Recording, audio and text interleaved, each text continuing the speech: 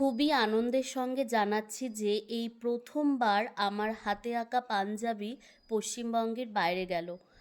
আসাম থেকে এক আন্টি তার ছেলের বিয়ে উপলক্ষে একটি পাঞ্জাবি অর্ডার করেছিল। গায়ে হলুদে পরবে তাই।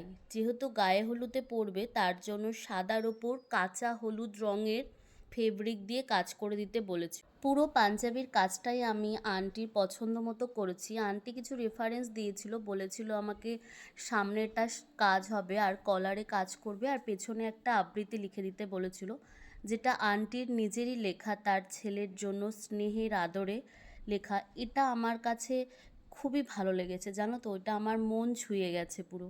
থেকে বড় কথা জানো তো, আন্টি আমাকে বলেছিল পুরোটা বর্ণালী তোমার ওপর ছেড়ে দিলাম, তুমি তোমার মতো করে দিও। আমার যে কি ভালো লেগেছে আর কি আনন্দ হচ্ছে কি বলবো। এই প্রথমবার আমার হাতে আঁকা জিনিস এত দূর পৌঁছে গেছে, মানে এটা আমার কাছে খুবই আনন্দের। আর সম্পূর্ণটাই সম্ভব হয়েছে তোমাদের ভালোবাসায়। তাই আমি চাই আমার আঁকা নিয়ে আরও অনেক দূর এগিয়ে যেতে। তোমরা আমাকে যেভাবে সাপোর্ট করো এরমই আমার পাশে থেকো। আর পাঞ্জাবির কাজটা তোমাদের কীরকম লাগলো একটু কমেন্ট করে জানিও।